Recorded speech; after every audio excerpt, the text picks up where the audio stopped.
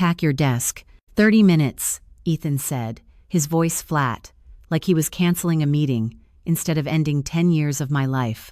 And I actually thought I misheard him at first, until Lily leaned forward in her chair, smiling politely like this was a promotion ceremony instead of a public dismissal, and said, "We'll make the transition smooth, Cassandra. Don't worry." And something inside my chest went very still, the kind of stillness that comes right before you realize everything you believed about your life has just shifted.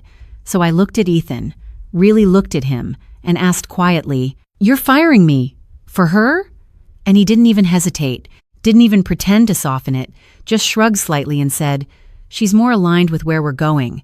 And that was the moment the room stopped feeling like a boardroom and started feeling like a stage where everyone already knew their lines except me. Because no one spoke, no one objected, not even his father's executive team who had watched me build every system they relied on. They just sat there, with their hands folded, like this was inevitable, like I had always been temporary, like I had always been replaceable. And I nodded once because it was easier than asking questions I already knew the answer to, reached up, unclipped my ID badge, and felt the plastic edge press against my fingers for just a second before I set it down on the table with a soft click that sounded louder than it should have. And for a moment I waited, not for an apology, just for someone to acknowledge what was actually happening. But Ethan had already turned his attention back to Lily, already asking her about operational restructuring, like I wasn't even there anymore, like 10 years of my life had already been erased. And I realized then that the humiliation wasn't just being fired.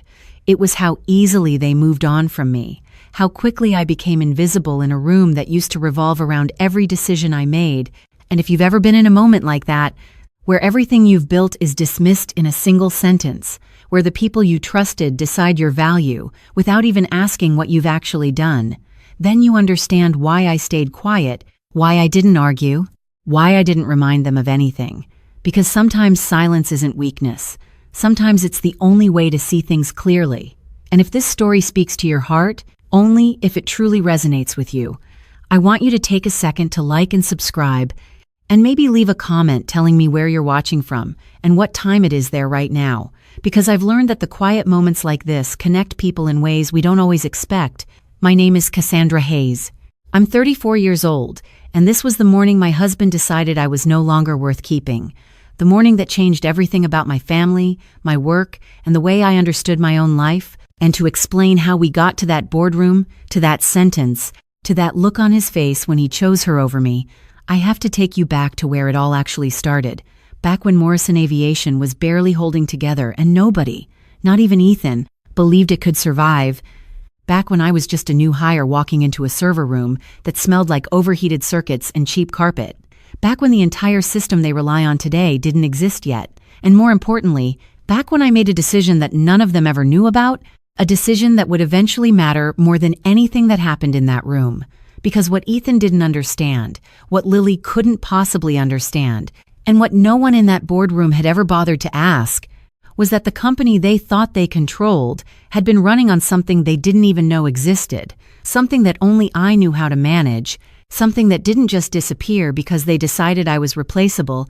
And as I stood there looking at the badge on the table, I realized they had just made a mistake they wouldn't even recognize until it was far too late, because there was one detail, one quiet decision I had made years ago that none of them knew about. And once I walked out that door, there was no one left who could stop what was about to happen. I was not supposed to end up in that server room, not according to anyone in Ethan's family, not according to the way they talked about me in those early years like I was just another temporary hire passing through.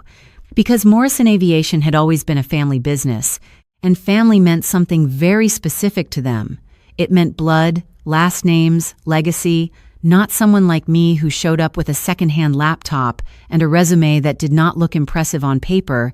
I still remember the first day I walked in, the carpet worn thin near the edges, the air conditioner rattling like it was struggling to keep up, and Gerald Morrison standing behind his desk looking at me over his glasses. He did not smile. He just said, "You have worked in systems before?" And I nodded and said, "I have built a few." And he leaned back slightly and asked, "Can you build something from nothing?" And I said yes, even though I did not fully know what that would mean yet, because at that point I needed the job more than I needed certainty. And that is how it started.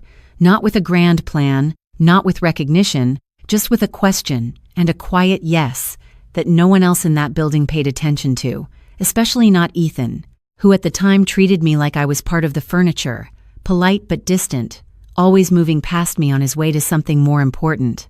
I remember one afternoon about 2 weeks in, I was sitting in that cramped server room, surrounded by outdated monitors and tangled cables when he stepped in, glanced around like he was slightly uncomfortable being there, and said, "You are Cassandra, right?" And I nodded without looking away from the screen, and he added, "My dad says you are working on the routing system." And I said, "Trying to fix it," and he gave a small laugh like that was an overstatement and said, "It has been working fine for years." And I turned to him then and said, "Planes have been leaving late every day for the past 3 weeks." And he paused, just for a second, then shrugged and said, "That happens in this business," and walked out before I could explain that it did not have to. That was the first time I realized something important about Ethan. He did not look closely at things that already existed. He assumed they were working because they had always been there, and that assumption became the foundation of everything that followed. Because while he moved through meetings and presentations, I stayed in that room and started mapping every route manually, every connection, every delay, every variable that could shift a schedule by minutes that turned into hours. I wrote code that no one else read, built systems no one else saw, and slowly, almost invisibly, the chaos started to settle into something that looked like order. Flights began leaving on time, connections tightened, costs dropped, and people started talking about improvements without ever asking where they came from. I remember one dinner at Gerald's house about a year later, the kind of formal Sunday gathering where everything was arranged perfectly and conversations felt more like performances.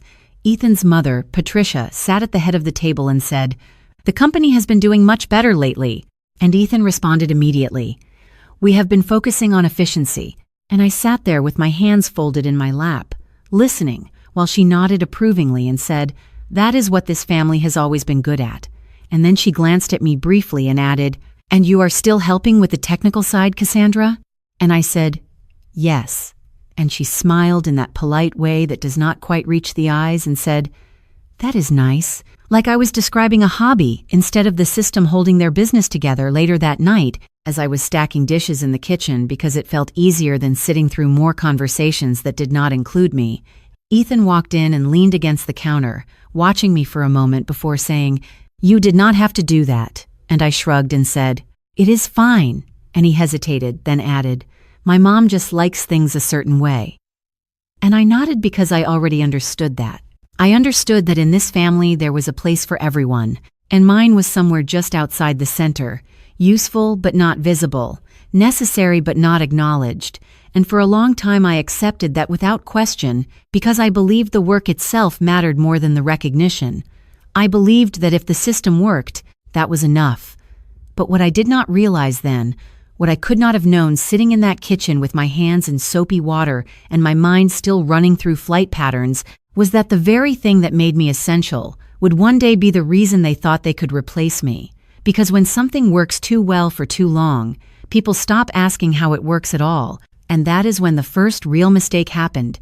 Not in that boardroom years later, but much earlier, in a decision I made quietly, deliberately, one night at 2:17 inches the morning, a decision that would stay hidden for years, a decision that even now none of them had ever questioned. And that was the moment everything truly began to change. I still remember the first time someone in that building said my name in a room full of people who mattered. And it was not Ethan. It was not even his father. It was one of the senior dispatch managers, a man named Carl who had been there longer than anyone except Gerald. He stood at the front of the operations floor one morning, staring at the departure board with his arms crossed and said, "Whatever changed in the system, it is working." And for a second, I thought he was talking to someone else until he turned slightly and added, "That was you, right?" And I hesitated before answering because I was not used to being asked directly, not in that way. And I said, "I adjusted a few things," and he let out a short breath, almost like a laugh, and said, "Flights have been on time for 3 straight weeks. Cassandra, that is not a few things." And that was the moment everything started to shift, not loudly, not in a way that anyone would have called a breakthrough, but in small acknowledgments that began to stack quietly. Dispatchers started coming to me with questions instead of guessing. Pilots asked for clarifications on routes I had optimized. Even the maintenance team began checking in before making schedule changes. And for the first time, I felt something I had not expected when I took the job. I felt seen, not by the family, not by the people in the polished offices upstairs, but by the ones who actually kept the planes moving. And that mattered more than I thought it would. One afternoon, a few months later, Gerald called me into his office without warning. I stood in front of his desk waiting, unsure if I had made a mistake somewhere, and he looked at a report for a long moment before saying, "Fuel costs are down 12%. And I nodded slightly and said, "Yes, sir." And he asked, "How?" And I explained the routing adjustments, the predictive modeling for weather patterns, the way I was reallocating aircraft based on demand instead of habit, and he listened without interrupting, then leaned back and said, "Keep doing what you are doing." That was it, no praise, no recognition beyond that sentence. But it was more than anyone else in his family had ever given me, and for a while that was enough, until it started to become visible in ways that were harder to ignore, because success has a way of changing how people look at you, even if they do not fully understand why. Ethan started asking me questions he had never asked before, casual at first, like one evening in the kitchen when he said, "Dad mentioned you adjusted some routes that saved a lot of money," and I said it was just an efficiency update. And he watched me for a second before replying, "You always say that," and I asked, "Say what?" And he shrugged slightly and said, "That it is nothing, even when it is clearly something," and there was something in his tone I could not quite place. Not respect, not yet, but something closer to curiosity, like he was starting to notice a pattern he had not paid attention to before. But that curiosity did not come alone. It came with something else, something quieter and harder to name. Because around the same time, his mother began to shift in a different direction. I remember a dinner where she set her glass down a little harder than usual and said, "It is good that the company is doing well, but we should be careful about relying too much on any one person." And Ethan nodded immediately and said, "Of course," and she glanced at me briefly and added, "Systems should be sustainable, not dependent."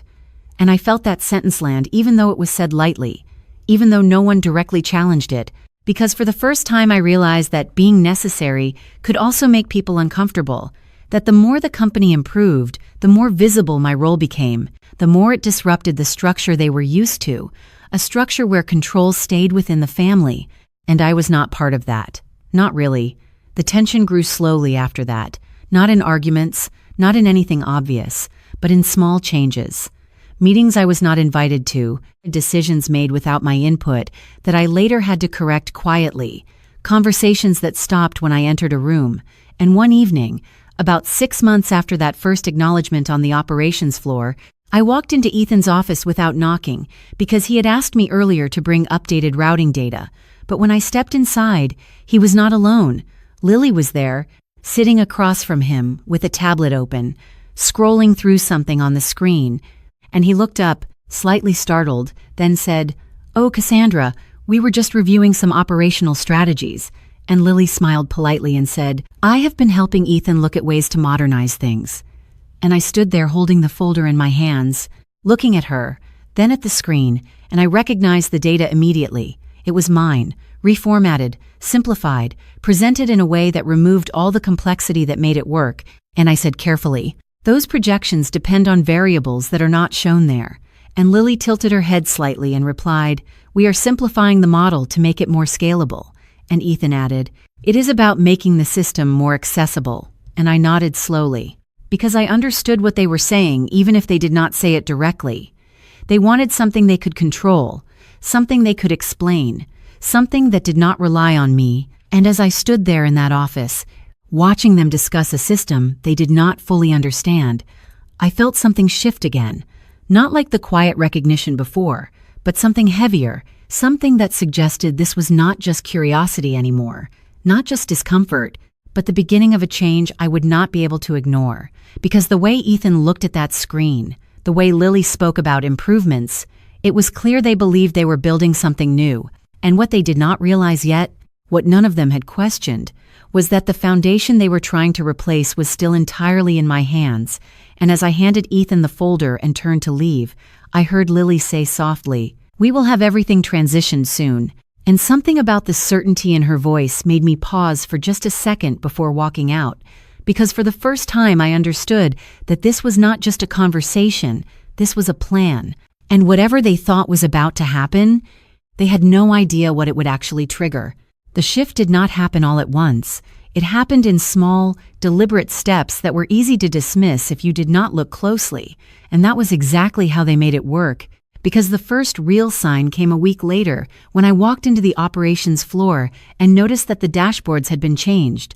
The layout was cleaner, simplified, almost polished in a way that felt unfamiliar, and Carl glanced at me from across the room and said quietly, "They had someone update the interface," and I nodded slowly, setting my bag down as I studied the screen. The data was still mine. The calculations still followed the logic I had built, but the presentation had been stripped down, the complexity hidden behind something that looked easier to understand. And when Ethan stepped onto the floor a few minutes later, he stood beside Lily and said, "We are making the system more intuitive." And I asked, "Without adjusting the underlying model?" And Lily smiled and replied, "We are streamlining what does not need to be so complicated." And I felt something tighten in my chest because that sentence was not just wrong, it was dangerous. And I said carefully, "The complexity is there for a reason." And Ethan exhaled slightly, like he was already tired of explaining this to me, and said, "That is exactly the problem, Cassandra. Everything depends on you understanding it, and that is not sustainable." And there it was, said plainly now, not hidden behind polite conversation or careful wording. And I realized in that moment that the narrative had already been rewritten. I was no longer the person who built the system. I was the problem the system needed to move past. And over the next few days, that narrative spread quietly but quickly. Meetings happened without me, where decisions were made about transitioning operations. Emails were sent copying Lily on threads that had always come directly to me. And when I walked into rooms, conversations shifted just slightly, not enough to be obvious, but enough that I could feel it, like I was arriving late to something that had already been decided. One afternoon I found myself standing outside a conference room door that was half closed, and I could hear Ethan's voice inside saying, "We cannot have a single point of failure." And someone else responded, "But she built the entire routing system." And Ethan answered without hesitation, "Which is exactly why we need to move away from it." And I stood there for a second longer than I should have, then stepped away before anyone noticed I had been listening. Because I did not need to hear the rest, I already understood what they were doing. They were not just replacing me, they were justifying it, building a story where removing me was the responsible decision, the smart decision, the necessary evolution of the company. And the worst part was how easily people believed it, because it sounded reasonable, it sounded strategic, it sounded like leadership, and that is how the lie worked. It did not feel like a lie. It felt like progress. A few days later, Ethan called me into his office again, and this time Lily was not there, which should have felt like a relief but did not. He leaned against his desk with his arms crossed and said, "We need you to start documenting everything." And I asked, "Everything?" And he nodded and replied, "The routing logic, the decision trees, all of it. We need it written down so the team can take over." And I looked at him for a long moment before saying, "The system is not something you can just hand off like a manual." And he frowned slightly and said, "That is exactly what we are trying to fix." And I felt something shift again, deeper this time, because there was no curiosity left in his voice, no hesitation, just certainty. And I said quietly, "You are asking me to train someone to replace me." And he did not deny it. He just said, "I am asking you to help the company move forward." And for a second I almost laughed, not because it was funny, but because of how cleanly the truth had been reframed into something that sounded noble. And I nodded once and said, "I understand." Even though what I understood had nothing to do with what he thought he was saying. Because by then the plan was already clear. Lily began shadowing me the next day, sitting beside me as I worked, asking questions that revealed just how little she actually grasped about what she was trying to take over. "So the system just calculates the best route automatically?" she asked at one point, and I replied, "It calculates based on variables that change every minute." And she nodded like that made sense and said, "Right, but we can simplify that." And I did not argue. I just showed her what she needed to see, or at least what I chose to show her. And each time she left the room, she would go back upstairs and present something to Ethan, something polished, something confident, something that made it seem like she was already in control. And I watched as the illusion solidified, as people started to defer to her, as my role narrowed quietly until it felt like I was already halfway out the door. And then came the meeting, the one where everything finally aligned with the plan they had been building, the one where Ethan stood at the head of the table and said, "We are restructuring operations effective immediately." And Lily sat beside him with her tablet open, ready to take over. And I sat there listening as he outlined a future that did not include me, a system that would function without me, a company that no longer needed what I had spent 10 years creating. And when he finally turned to me and said, "We will begin the transition today," I felt the last piece fall into place. Not shock, not anger, just a quiet, irreversible understanding that everything they believed about this moment was wrong. Because as I looked around that room, at the faces that trusted this decision, at the confidence in Ethan's voice, I realized they had already committed to something they could not undo. And the moment he said, "You have 30 minutes," was not just the end of my role in that company. It was the beginning of something none of them were prepared for. I did not rush when I left that room. I walked back to my desk at the same pace I always had, the same quiet rhythm I had followed for 10 years, because anything faster would have made it look like I was reacting, and I was not going to give them that. I opened my drawer, took out the small box I had kept there for years without ever really noticing it, and started placing things inside one by one: a notebook filled with handwritten routing notes, a worn pen that had been in my hand during countless late nights, a photo I had almost forgotten about from the early days when the company still felt fragile and uncertain. And as I worked, my phone began to vibrate on the desk, once, then again, then continuously. But I ignored it until the third call came from Carl, and something in me told me to answer. So I picked it up and said, "Yes," and his voice came through tight, controlled but strained. What did they just do? And I paused for a second before replying, "They made a decision." And he exhaled sharply and said, "The system is flagging inconsistencies already. Dispatch cannot override the routing logic. We are getting conflicts on 3 outbound flights." And I closed my eyes briefly, not because I was surprised, but because I had expected this, just not this quickly. And I said, "Have you checked the manual override?" And he replied, "There is no manual override anymore. It is locked." And I did not answer right away, because that was not entirely true. There had always been a way, just not one anyone else understood. And Carl lowered his voice slightly and asked, "Cass, what is going on?" And I said quietly, "They wanted a system that did not depend on me." And he went silent for a moment before saying, "That is not what they have." And I ended the call without explaining further, because there was nothing I could say that would change what had already been set in motion. By the time I reached the elevator, my phone was lighting up with messages, emails, missed calls stacking faster than I could read them. The first email from operations read, "Urgent. Routing conflicts on Flight 218, Flight 304, and Flight 672, please advise." The second one followed within minutes. "We are unable to process adjustments. The system is not responding as expected." And then a message from Ethan appeared, short and direct. "What did you do?" And I stared at the screen for a long moment before typing back, "Nothing," because that was the truth. I had not done anything. I had simply stopped being there. And that was enough. The next call came as I stepped outside the building. Ethan again. This time I answered, and before I could speak, he said, "You need to come back inside." His voice tighter now, the confidence from earlier gone, replaced with something sharper, more urgent, and I said, "I was given 30 minutes. And he replied, "This is not the time for that. We have an issue with the system." And I leaned against the side of my car, looking up at the building I had spent a decade inside, and said calmly, "The system is working exactly as it was designed." And there was a pause. Then he said, "Flights are being delayed." And I answered, "Because the variables are not being managed correctly." And his voice rose slightly, "Then explain how to fix it." And I closed my eyes for a second before saying, "I already did, for 10 years. And the silence on the other end stretched just long enough to say everything neither of us was willing to say out loud. Then he spoke again, quieter this time.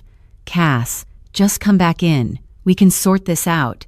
And for the first time, there was something in his tone that felt almost like uncertainty, like he was starting to understand the gap between what he thought he controlled and what was actually happening. And I said, "You told me to pack my desk." And he exhaled, frustration slipping through. "Do not do this," and I replied, "I am not doing anything," and ended the call. I got into my car and sat there for a moment, watching people move in and out of the building like nothing had changed, like the structure was still intact. And my phone buzzed again. This time a message from Gerald, just 2 words, "Call me." And I stared at it without responding, because I knew that call would be different, not emotional, not reactive, but precise, measured, and likely already informed by what he was seeing unfold upstairs.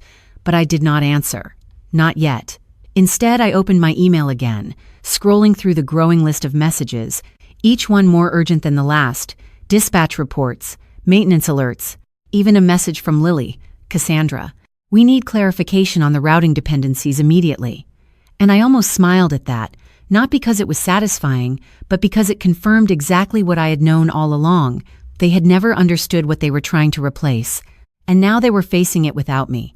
And as I sat there in the quiet of my car, surrounded by the echoes of a system beginning to strain under its own assumptions, I felt something settle inside me. Not anger, not even relief, but a kind of stillness that comes when there is nothing left to fix, nothing left to prove, nothing left to say, because for the first time in 10 years, the noise had stopped, the constant pull of decisions, the endless calculations running in the back of my mind, all of it had gone silent, and in that silence, I realized something I had not allowed myself to consider before.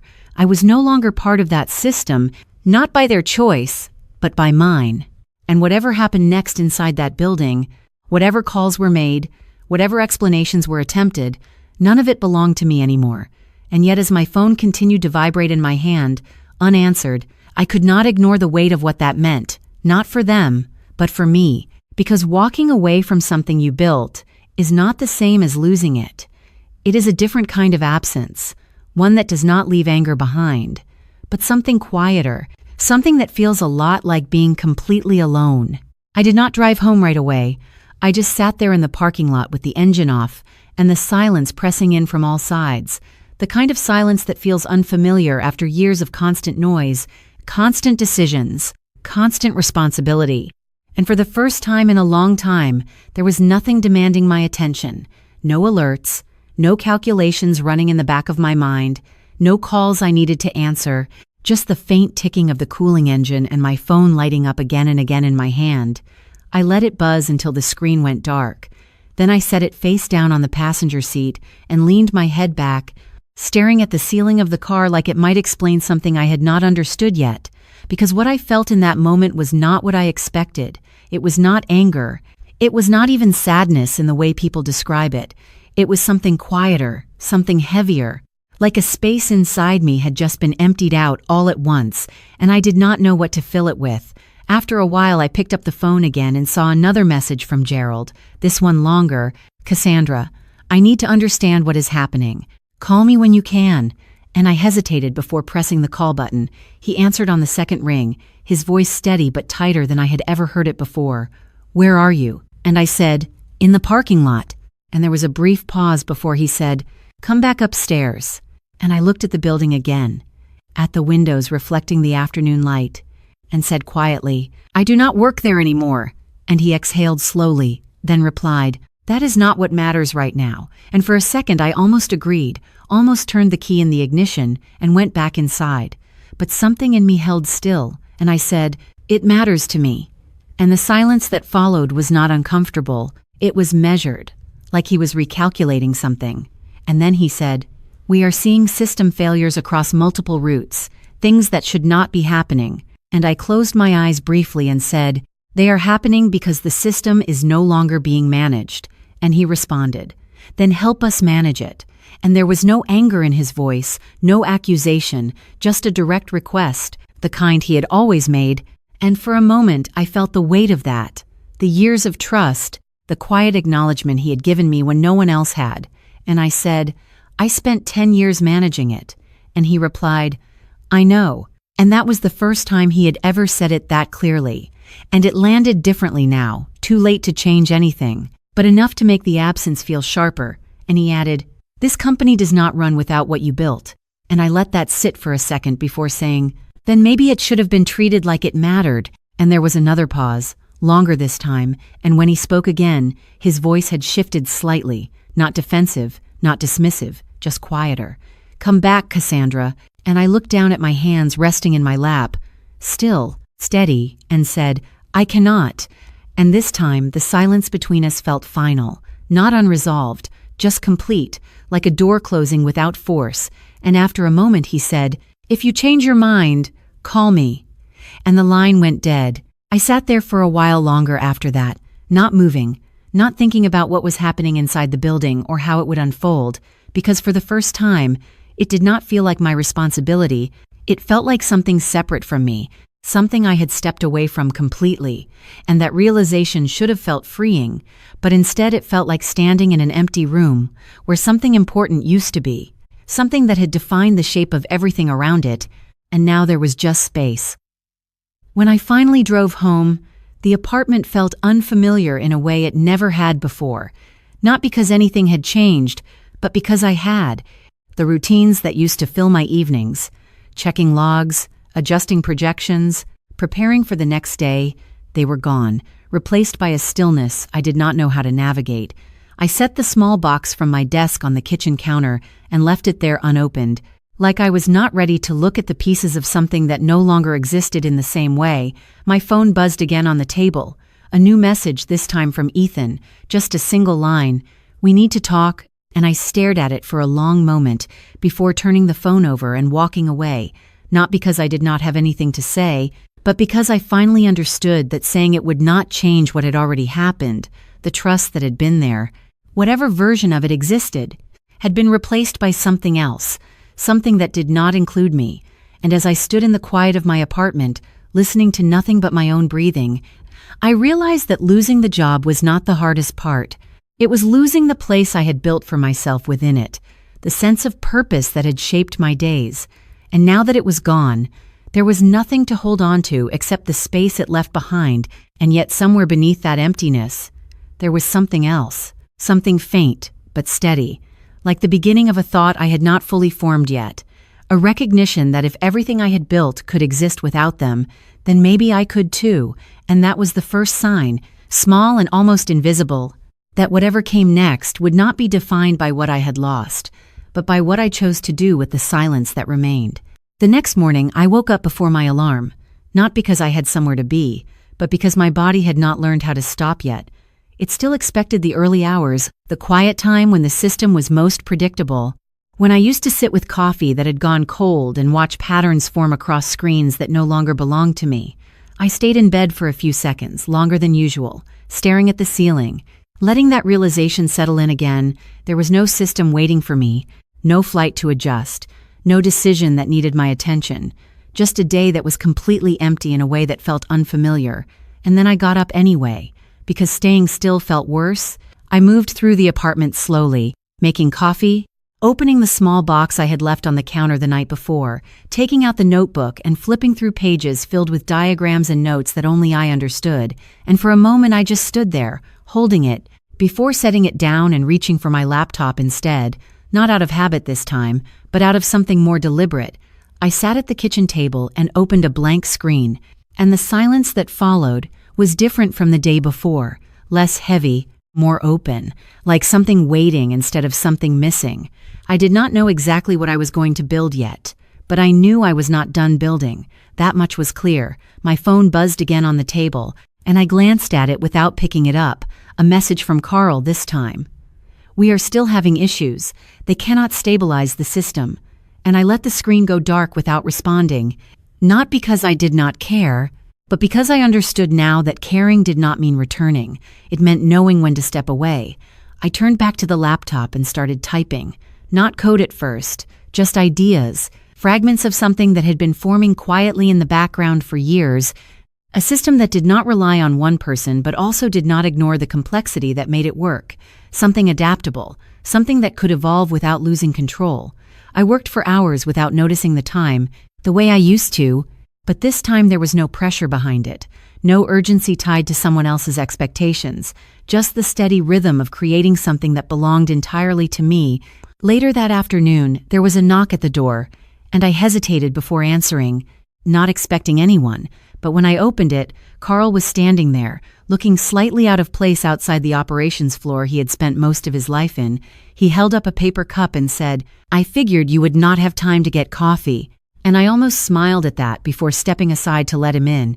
He walked into the apartment slowly, taking in the quiet, the lack of screens, the absence of everything that used to define my days, and said, "It feels strange not seeing you there."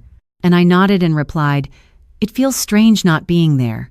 And he set the coffee down on the table, looking at the notebook, the laptop, the scattered notes, and asked, "What are you doing?" And I paused for a second before answering, "Starting over." And he let out a small breath, then said, "They are not handling it well." And I met his eyes and replied, "I know." And he hesitated, then added, "Gerald asked about you this morning." And I did not respond to that right away, because I already knew what that meant, what it implied. And Carl continued, "He said if you came back, things could be different." And I shook my head slightly and said, "They already are." And he studied me for a moment, like he was trying to understand something that did not quite fit the version of me he had known. And then he nodded slowly. "Yeah," he said, "I guess they are." We stood there in the quiet for a moment longer before he picked up his jacket and said, "If you need anything," and I cut him off gently, "I will be fine." And he nodded again, this time more certain, like he believed it. And as he left, I closed the door and leaned against it for a second, listening to his footsteps fade down the hallway. The apartment felt quiet again, but not empty this time, not in the same way. I walked back to the table, sat down, and opened the laptop again, the cursor blinking steadily on the screen, waiting. And for the first time since I had walked out of that building, I felt something that was not tied to what I had lost, something that did not depend on what anyone else believed about me. I started typing again, faster this time. The ideas connecting, forming something clearer, something stronger. And as the structure began to take shape on the screen, I realized that whatever they were struggling with back there, whatever problems they were trying to solve without understanding the foundation beneath them, it no longer defined what I was capable of. Because what I had built once, I could build again, and this time it would not belong to anyone else. And somewhere in that thought, in the quiet confidence of it, there was a sense of direction I had not felt in a long time, not tied to a place or a role, but to something that was entirely mine, something that, if I let it grow, could become bigger than anything I had left behind. The first contract did not come from a big company or a familiar name. It came from a regional cargo airline I had never heard of before, a small operation based out of Arizona with 12 planes and a scheduling problem they could not seem to fix. The email was short, almost hesitant. "We were told you might be able to help." And I read it twice before replying. Not because I doubted what I could do, but because I understood what it meant to start again from nothing. I wrote back, "Send me your current routing structure and last 30 days of delay reports." And within an hour, the files were in my inbox, disorganized, inconsistent, exactly what I expected. I spent the rest of the night reviewing them, mapping patterns in my head before I even opened a single spreadsheet. And by morning, I already knew where the system was failing, not because it was broken, but because it had never been built to handle the kind of growth they were trying to force through it. I called the number at the bottom of the email, and a man answered on the second ring.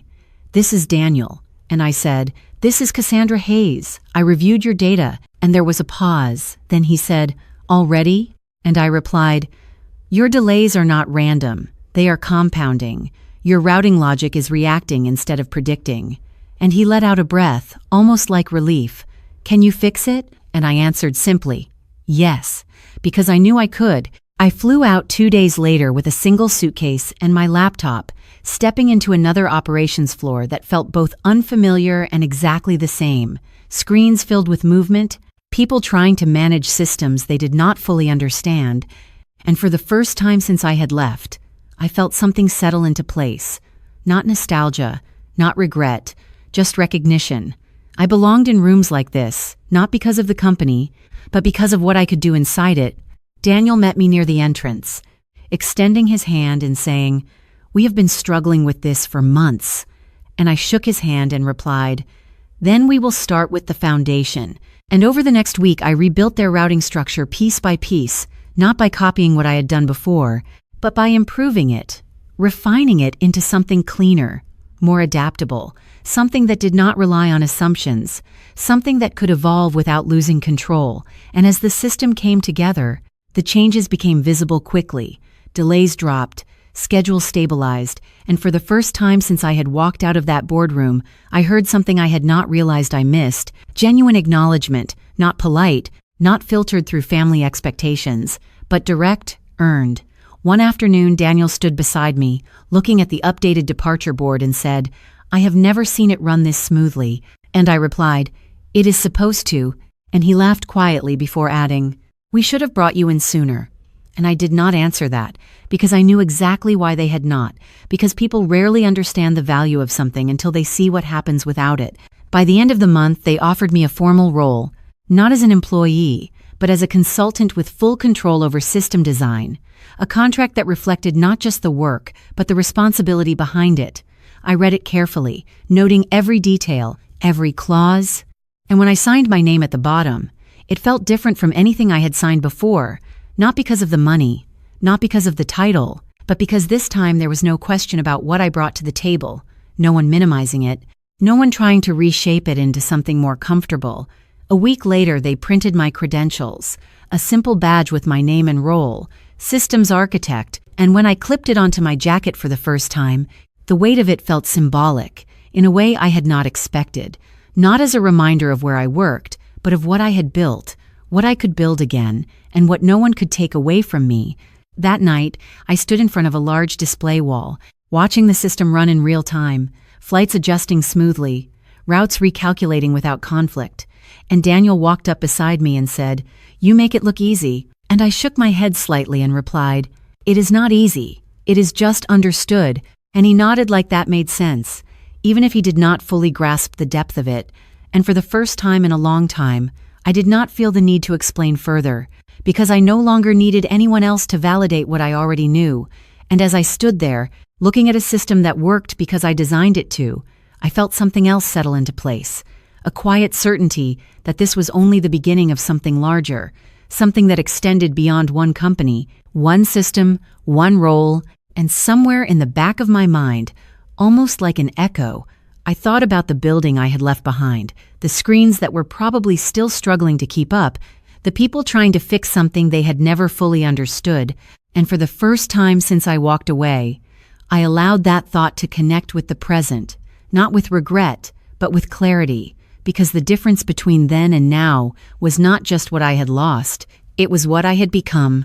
And as I looked down at the badge on my jacket, then back up at the system running in front of me, I realized that the moment everything changed was no longer behind me, it was right here, unfolding in real time, and somewhere not too far away, the consequences of that earlier decision were still playing out, waiting to catch up with me in ways I had not yet seen. The call came 3 weeks later, just as I was finishing a late adjustment to a routing model that had been running clean for days. The kind of quiet success that no one notices because nothing is going wrong. My phone lit up with a number I had not seen since the day I walked out, and for a second I just watched it ring, the name on the screen sitting there like something from a different life. Ethan. I let it ring once, twice, 3 times before answering, not out of hesitation, but because I wanted to hear his voice without urgency, without control, just to understand what had changed. "Cassandra," he said, and there was no pretense this time, no confidence layered over his words, just something thinner, more careful. "We need to talk." And I leaned back in my chair, looking at the clean data on my screen before replying, "About what?" And he exhaled softly, "About the system, about what is happening."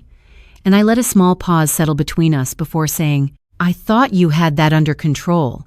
And he did not respond right away. And in that silence, I could hear everything he was not saying, the delays, the pressure, the questions he could not answer. And then he said, "It is not working the way we expected." And I nodded to myself even though he could not see it. "No," I said, "it would not." And there was another pause, longer this time, before he added, "Gerald wants you to come in." And I closed my laptop slowly, letting the click echo in the quiet room. "I am not part of that company anymore," I replied, and his voice shifted slightly, not demanding, not yet, but closer to it. "This is bigger than that." And I stood up, walking toward the window, watching the city lights flicker on one by one. "It was always bigger than that," I said, and for a moment neither of us spoke. Then he said quietly, "Please." And that single word felt different from everything he had said before, not because it was emotional, but because it was unguarded, and I let it sit there before answering, "Where?" And he told me the address without hesitation, the main operations building, the same one I had left, the same one that had moved on from me so easily, and I said, "I will be there in an hour," not because I had decided to help, but because I needed to see it, to understand exactly what they had done with what I left behind. When I arrived, the building looked the same from the outside. The same glass reflecting the night, the same quiet structure that had once felt like the center of everything. But as soon as I stepped inside, I could feel the difference. It was not visible at first, not in a way someone unfamiliar would notice, but in the way people moved, faster, less certain, the way voices carried across the floor, sharper, more urgent. Carl spotted me almost immediately, crossing the room with a look that was both relieved and tense. "You came," he said, and I nodded. "What is happening?" And he gestured toward the main display. "Conflicts we cannot resolve, delays stacking across routes. The system is making decisions we do not fully understand." And I walked closer to the screens, scanning the data. The patterns were there, clear as ever, but without the adjustments, without the balance that had always been maintained. The system was doing exactly what it was designed to do, just without the layer that made it stable. "Where is Ethan?" I asked, and Carl pointed toward the conference room. "In there, with Gerald." And I took a slow breath before moving toward it. The door was slightly open, and as I stepped inside, both of them looked up at the same time, Ethan standing near the table, his posture tighter than I remembered, Gerald seated, his expression unreadable but focused, and for a second no one spoke, the room holding that quiet tension that comes right before something shifts. Then Gerald said, "Sit down," not as a request, but as a statement. And I remained standing for a moment before taking the chair across from them, the same seat I had occupied countless times before, and Ethan spoke first. "You know why you are here." And I met his gaze calmly. "You asked me to come," and he exhaled, running a hand through his hair in a way I had not seen before. Less controlled, more uncertain. "The system is unstable," he said, and I tilted my head slightly. "No," I replied, "it is consistent." And Gerald leaned forward slightly, his eyes narrowing just enough to show he was paying close attention. "Explain that," he said, and I looked at the screen reflected in the glass behind them, then back at him. "It is doing exactly what it was built to do," I said, and Ethan frowned. "Then why is everything falling apart?" And I did not answer immediately. I let the silence stretch just long enough to make them feel it, to make them understand that whatever came next was not something they could interrupt or redirect. And then I looked at both of them, steady, controlled, and said, "Because there is something you never asked about." And the room went still in a way that felt heavier than before, like everything had been leading to this moment without them realizing it.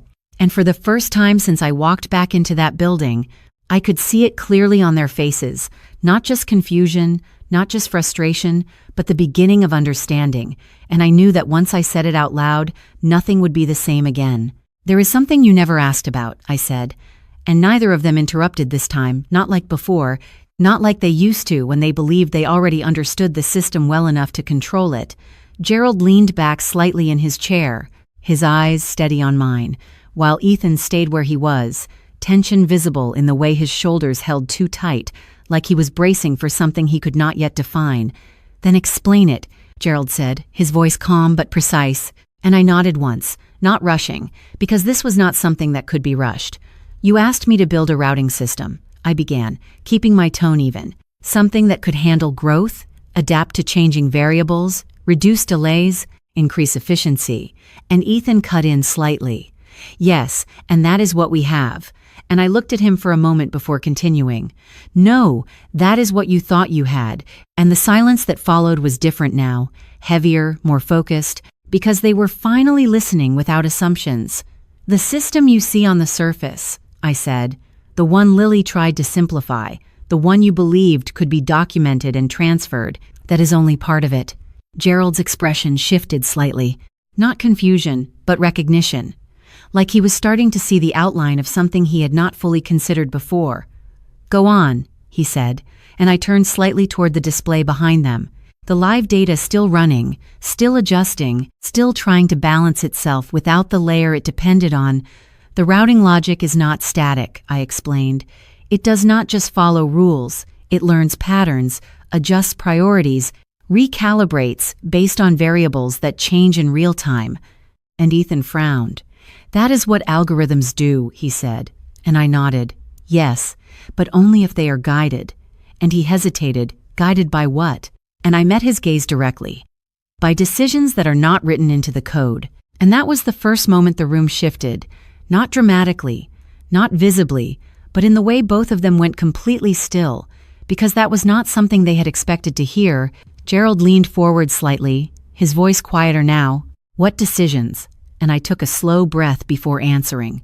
Every route adjustment, every delay mitigation, every conflict resolution. For 10 years, those were not automatic, they were directed.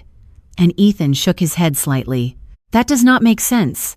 The system has been running continuously.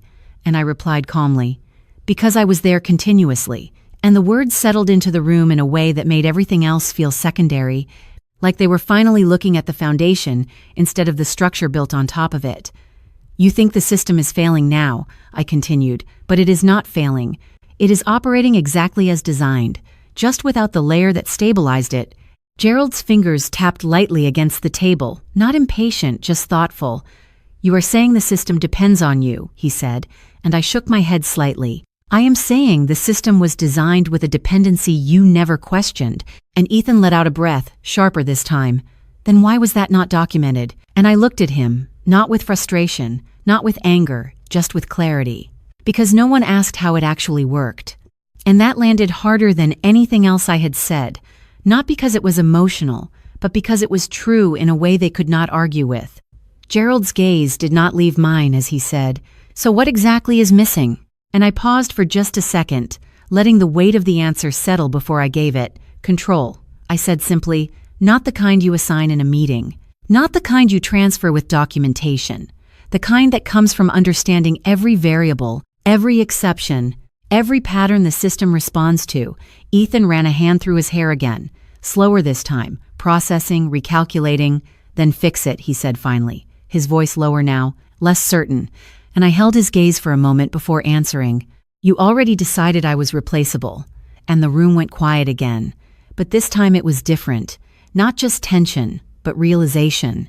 Because for the first time, they were not looking at me as someone who could be managed, or reassigned, or replaced. They were looking at me as the person who had defined something they never fully understood. Gerald leaned back again, exhaling slowly. We made a mistake, he said, not as an admission of guilt, but as a statement of fact. And I nodded once. Yes, I replied. And Ethan looked at me then, really looked at me, not as an employee, not as someone beneath him in the structure he believed he controlled, but as someone he had misjudged completely. We can fix this, he said. But there was something in his voice now that had not been there before. Not confidence, not authority, just hope.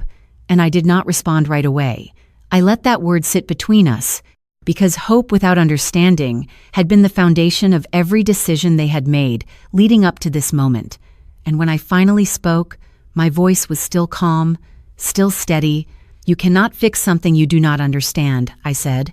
And that was when it hit them fully, not just the system, not just the delays, but the reality of what they had done.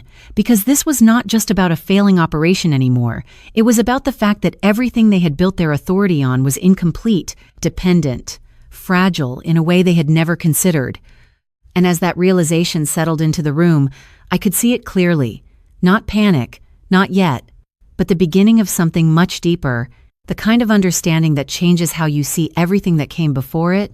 And in that moment, I knew that whatever happened next, whatever decisions they made, whatever they asked of me, they were no longer in control of the situation the way they believed they were, and that was the part they were not prepared for.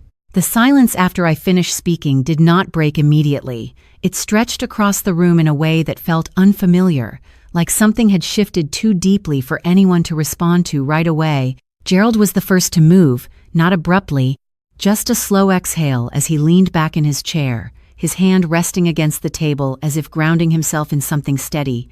So everything we are seeing, he said carefully, is not a failure, it is exposure. And I nodded once. Yes. And Ethan let out a short breath, sharper than before, pacing a step away from the table before turning back toward me.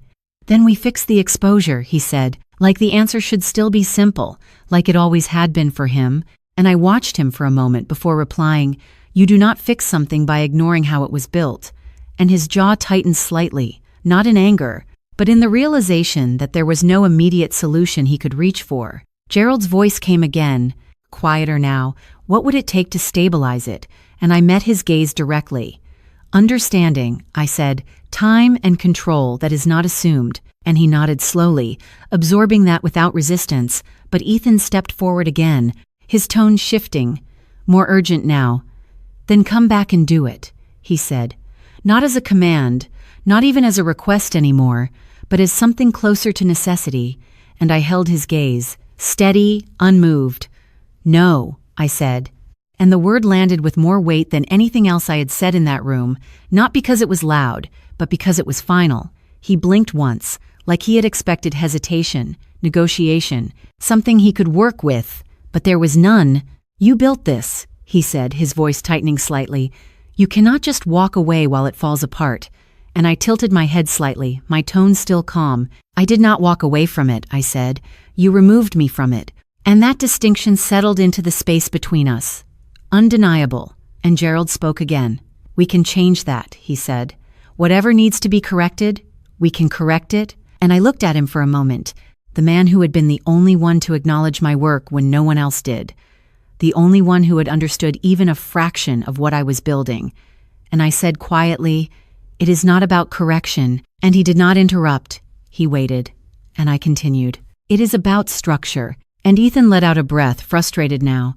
This is not the time for philosophy, he said, and I met his gaze without raising my voice. This is exactly the time for it, I replied, and the room went still again. Because what I was saying was not emotional. It was not reactive. It was controlled in a way that left no space for argument. You built authority around something you did not understand, I said, and when it worked, you assumed it would always work, without asking why, and Ethan shook his head slightly. We trusted you, he said, and I responded. You relied on me. And that difference, small as it sounded, carried everything that had led to this moment. Gerald's eyes remained on mine as he asked, Then what are you saying? And I answered without hesitation, I am saying that I am no longer part of that structure. And Ethan took a step closer, his voice lower now, almost controlled. You are the only one who can fix it. And I held that statement for a second before replying, No, I said, I am the one who built it. And he paused, the distinction hitting him just enough to slow his response, and I added, Fixing it would mean returning to the same position, the same assumptions, the same imbalance that brought you here.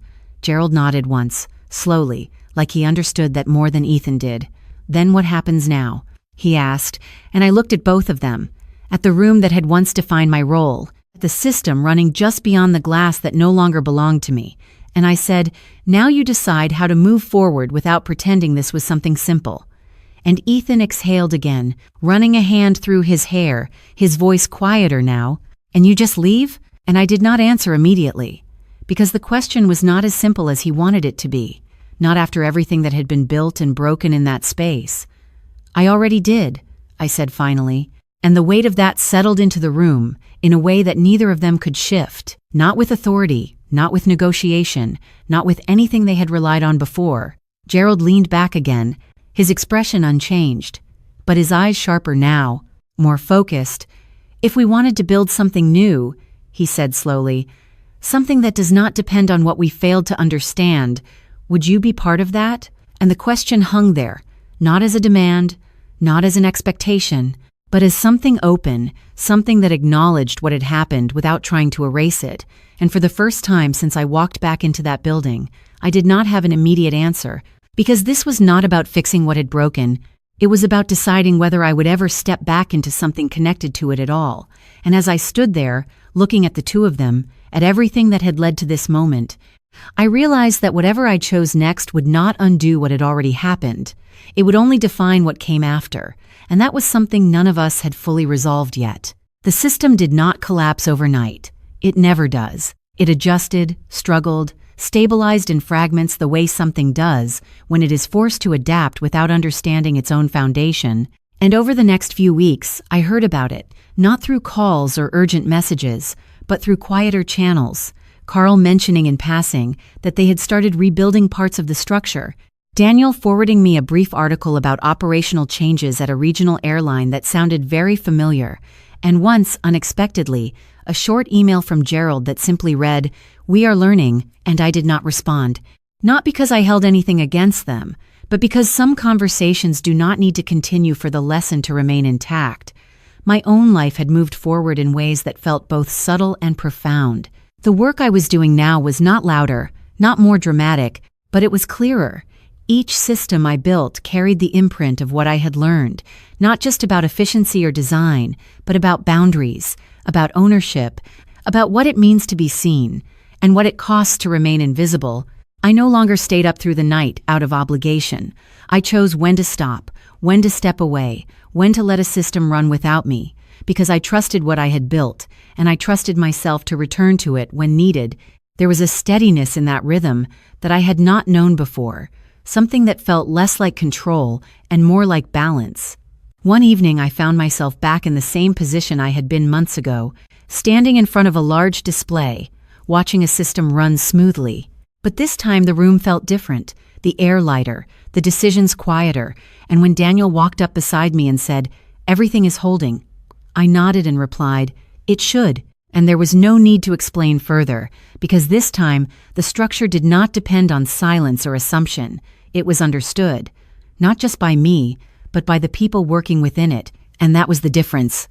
Later that night, back at my apartment, I opened the same notebook I had carried out of that building months earlier, flipping through pages filled with diagrams that once felt like a private language, and for the first time I saw them not as something unfinished or taken away, but as something complete in its own way, something that had done exactly what it was meant to do.